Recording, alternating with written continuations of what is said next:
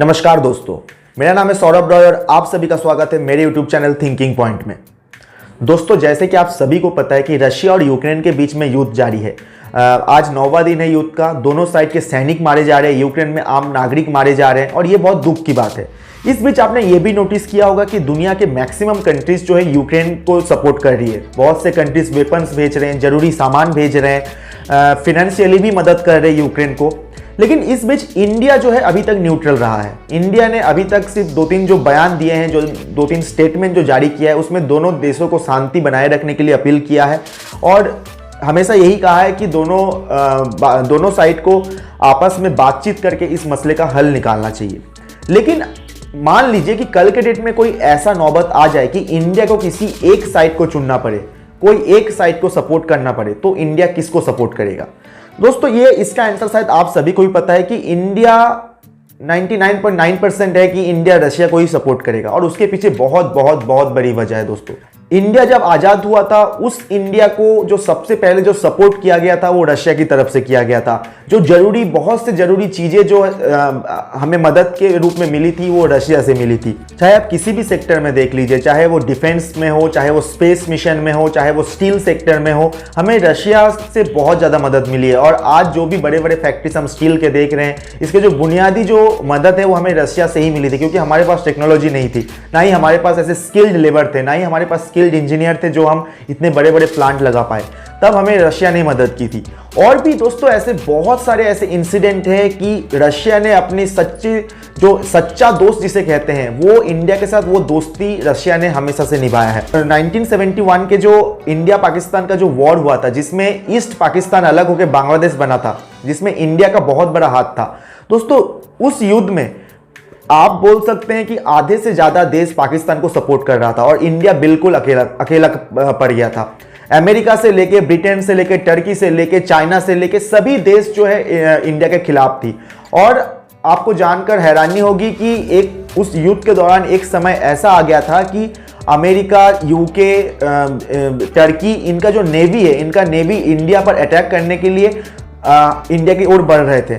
ऐसे समय में रशिया अगर नहीं होता तो शायद उस युद्ध का परिणाम कुछ और हो सकता था। ऐसे समय में इंडिया ने मदद मांगा था अपने सबसे पुराने और सबसे सच्चे दोस्त रशिया से। और रशिया ने उस समय न्यूक्लियर वेपन से सज्ज अपना जो सबमरीन है और अपना जहाज का बेड़ा जो है, अपना जो युद्ध पोत है, उसे इंडिया और जो अमेरिका एंड जो भी नाटो फोर्सेस थे उनके बीच में एक दीवार की तरह खड़ा कर दिया था अपना युद्ध पोत, अपना सबमरीन, जो न्यूक्लियर मिसाइल से सज्ज थे। आप सोच सकते हैं, एक कंट्री के लिए कोई और कंट्री जो है, मतलब दुनिया के जितने भी पावरफुल कंट्री से, उनके साथ लड़ने से भी नहीं हिचकिचाया, सिर्फ अपना दोस्ती निभाने के लिए। आप ये भी कह सकते हैं कि रशिया को हमसे बहुत ज़्यादा पैसा भी मिलता है, क्योंकि हम जो भी डिफेंस सेक्टर के जितने भी वेपन्स एंड मैक्सिमम जो चीज़ें हम खरीदते हैं डिफेंस सेक्टर के, वो रशिया से खरीदते हैं। और ऐसा कहा जाता है कि रशिया के जो राजकोष है उसको भरने में इंडिया का बहुत बड़ा हाथ है। ये बात सही है। लेकिन दोस्तों, जब मदद का समय आया है, रशिया ने हमें कभी भी निराश नहीं किया है। 1962 में जितने आयरलैंड ने यूनाइटेड नेशन में एक प्रस्ताव रखा था, मैं आपको मोटा मोटा बताता हूं कि उस प्रस्ताव का मेन मकसद कश्मीर को इंडिया से अलग करके पाकिस्तान को देना था। अमेरिका, ब्रिटेन सभी ने उस प्रस्ताव में इंडिया के खिलाफ वोट किया था। सिर्फ हमारा एक सच्चा दोस्त जो है वो रशिया, उसने अपना 100वें वीटो का इस्तेमाल करके हमें जो है उस मुसीबत से निकाला था। क्योंकि जितने भी स्थायी सदस्य हैं उन्होंने अपना वीटो पावर का इस्तेमाल कर दिया था, चाहे चाइना हो, चाहे यूके हो, चाहे अमेरिका हो। और अगर रशिया भी उसके खिलाफ वोट कर देता तो कश्मीर हमारे हाथ से निकल सकता था। लेकिन रशिया ने हमारे सपोर्ट में वोट किया। ऐसे ऐसे जगह पर, ऐसे ऐसे समय पर, ऐसे ऐसे मुसीबतों में रशिया ने हमेशा कंधे से कंधा मिलाकर हमें हमारा मदद किया है। हाँ, आप ये भी कह सकते हैं कि इससे उनको भी बहुत जो है फ़ायदा हुआ है। हम जो अपना हथियार खरीदते हैं, मैक्सिमम हथियार जो हम खरीदते हैं उनसे वो रशिया से आज तक खरीदते आए हैं। अब हम थोड़ा थोड़ा अमेरिका एंड दूसरे देशों से परचेस कर रहे हैं। बट शुरुआत से लेके जो है हमें रशिया ने ही मदद किया है हर तरह से। रशिया हमेशा एक इंडिया को पावरफुल बनाने के लिए काम किया है। वो कभी भी इंडिया के खिलाफ कोई राजनीतिक षड्यंत्र में शामिल नहीं रहा है। और जबकि जब हम किसी षड्यंत्र का या साजिश का शिकार हुए हैं तो हमेशा हमारा एकमात्र दोस्त रशिया ने ही हमें बचाया है और रशिया हमारे लिए पूरी दुनिया से लड़ा है। तो ये सब चीज़ों को ध्यान में रखते हुए इतने सालों का जो रिलेशन रहा इंडिया एंड रशिया के बीच का, इसे ध्यान में रखते हुए इंडिया कभी भी रशिया के खिलाफ नहीं जाएगा और जाना भी नहीं चाहिए दोस्तों। ये हमारे इंडियन जो है इंडिया के असूलों के खिलाफ है। अब बात करते हैं कि जो रशिया और यूक्रेन के बीच का जो युद्ध हो रहा है, इसमें अगर रशिया गलत है तो भी क्या इंडिया साथ देगा? सबसे पहली बात तो यह है दोस्तों कि रशिया पूरी तरह से गलत नहीं है। रशिया को उकसाया गया है, जो मैंने इसके पहले भी मैंने जो 2-3 वीडियो बनाया मैंने उसमें भी इसे पूरे एक्सप्लेन किया है, आप प्लीज उसे एक बार देखिएगा। रशिया पूरी तरह से गलत नहीं है। ये अमेरिका नाटो कंट्रीज का जो है, ये जो भी जिनके भी खिलाफ होते हैं, नाटो कंट्रीज जिनके भी खिलाफ होते हैं, उनके खिलाफ एक प्रोपेगेंडा और जो है एक एजेंडा वो हमेशा वायरल करते हैं, चलाते हैं और सामने वाले को विलेन की तरह पेश किया जाता है। लेकिन इस मैटर को अगर आप अच्छे से समझेंगे तो आप पाएंगे कि रशिया पूरी तरह से गलत नहीं है। रशिया ने बहुत टाइम दिया था यूक्रेन को नाटो में शामिल एक लिखित आश्वासन के लिए। वो सब चीजें क्या है मैंने वीडियो बना चुका है, आप उससे जाके देखिएगा। लेकिन अगर उसे आप उस वीडियो को देखेंगे तो आपको अच्छे से समझ में आएगा रशिया इसमें पूरी तरह से गलत नहीं है। इसीलिए आपको मैं एक और एग्जांपल से समझाता हूं कि रशिया गलत नहीं, इसका प्रूफ आपको मिलेगा।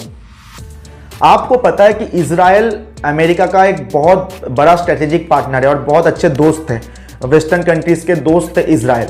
और इजराइल का हमेशा एक पॉलिसी रहता है कि अगर इजराइल को किसी चीज़ से खतरा हो, मतलब और अगर या फिर कोई देश इजराइल को ख़त्म करना चाहता हो तो इजराइल उसको मौका नहीं देता कि हमारे देश पर हमला करो। इजराइल खुद पहले हमला करके नेस्तनाबूद कर देता है उस देश को। इजराइल का पॉलिसी ही वैसा है। अगर रशिया इतना ही गलत है, अगर रशिया बहुत बड़ा गलती किया है, रशिया ये अपने जीत में एक बहुत बड़ा मतलब यूक्रेन के ऊपर अत्याचार कर रहा है, तो सभी कंट्रीज कुछ ना कुछ बोल रहे। इजराइल ने अभी तक क्यों कोई कमेंट नहीं किया? इजराइल ने क्यों पब्लिकली ऐसा स्टेटमेंट नहीं दिया कि नहीं हम रशिया के खिलाफ प्रतिबंध लगाएंगे, हम ऐसा करेंगे, हम ऐसा करेंगे? आप अगर इतने दिन से पेपर पढ़ रहे हैं, न्यूज़ फॉलो कर रहे हैं, अलग अलग जो भी चैनल से आप न्यूज़ देख रहे हैं, आपको कहीं पे भी इजराइल का नाम नजर नहीं आया होगा। कहीं पे भी किसी भी मंच पर इजराइल ने रशिया का विरोध नहीं किया। उसका एक कारण है, उसका कारण यह है, देखिए ये बात तो सही है कि इजराइल रशिया का खुले तौर पर सपोर्ट भी नहीं कर सकता। क्यों? क्योंकि वो अमेरिका के खेमे का है, वो अमेरिका का दोस्त है, तो वो सपोर्ट तो नहीं कर सकता रशिया का। लेकिन उसे एक चीज पता है कि अपने हित के लिए, अपने सिक्योरिटी के लिए, अपने सुरक्षा के लिए रशिया ने जो कदम उठाया वो गलत नहीं है। क्योंकि ऐसे ही कदम इजराइल भी उठाता है जब उसको कहीं पे कुछ भी अपने देश के लिए, कुछ भी सुरक्षा के लिए कुछ अगर गलत लगे तो इजराइल भी वैसा कदम उठाता है। तो आप सोचिए कि अमेरिका इतना कुछ बोल रहा है, नाटो कंट्रीज इतना कुछ बोल रहा है, इजराइल ने क्यों अभी तक रशिया पर कोई कमेंट नहीं किया या फिर कोई कार्रवाई नहीं किया? उसका सबसे बड़ा कारण ये है, उसे पता है कि रशिया पूरी तरह से गलत नहीं है और रशिया ने बहुत ज़्यादा टाइम इनको दिया था। अब क्या मसला है, अगर आपको नहीं पता तो आप मेरे दूसरे वीडियोस को एक बार जरूर देखिएगा। तो दोस्तों इस वीडियो को बनाने का इसका जो मेन कंक्लूजन है वो यही है कि चाहे डिफेंस सेक्टर हो, चाहे सैटेलाइट हो, स्पेस प्रोग्राम हो, चाहे या फिर कोई ऐसे जगह सिचुएशन जब हमें इंडिया को एक दोस्त की जरूरत थी, एक पावरफुल कंट्री की जरूरत थी, एक सुपर पावर की जरूरत थी, तब हर जगह में रशिया ने हमारा मदद किया और आज तक करते आ रहा है। और अब अभी भी आपने न्यूज़ में पढ़ा होगा कि जहां यूक्रेन में जो भी इंडियन स्टूडेंट फंसे हैं वो अपने बस में या अपने हॉस्टल में तिरंगा को लगा के रख रहे हैं, जिसके ताकि रशियन आर्मी जो है वहां पे हमला ना करे। और ये बहुत ही कारगर तरीका साबित हुआ है। यहाँ तक कि पाकिस्तान और ईरान के जो स्टूडेंट थे वो भी बचने के लिए अपने हॉस्टल, अपने बस के बाहर में तिरंगा लगा रहे हैं, क्योंकि उनको पता है कि तिरंगा देख के रशिया जो है हमला नहीं करेगा। ऐसे ही छत्तीसगढ़ की एक बेटी, छत्तीसगढ़ की एक लड़की जो यूक्रेन में पढ़ने गई थी, अभी वापस आई है, उन्होंने एक इंटरव्यू में बताया कि जब हमारी बस जा रही थी पोलैंड बॉर्डर की तरफ, तब जब क्योंकि उनके बस में तिरंगा लगा हुआ था, तो जो रशियन आर्मी है उन्होंने उन्हें सल्यूट किया। रशियन आर्मी ने इंडियन स्टूडेंट्स को सल्यूट किया और बाकायदा पूछा भी कि हालचाल पूछा कि कोई दिक्कत तो नहीं, कुछ ऐसा नहीं। तो इस टाइप का जो रिलेशनशिप जो है हम इंडिया एंड रशिया शेयर करते हैं और रशिया जो है हमेशा भारत को एक सच्चा दोस्त मानता आया है, हमेशा मदद करता आया है। इस खातिर हम कभी भी रशिया के खिलाफ नहीं जा सकते और जाना भी नहीं चाहिए। तो दोस्तों उम्मीद करता हूं ये वीडियो आपको जरूर पसंद आया होगा। जय हिंद। दोस्तों अगर आपको हमारा वीडियो अच्छा लगा तो प्लीज इस चैनल को सब्सक्राइब एंड शेयर जरूर कीजिएगा और नोटिफिकेशन बेल को भी दबाना मत भूलिएगा ताकि हमारे नए वीडियोस के नोटिफिकेशन आपको सबसे पहले मिले। धन्यवाद।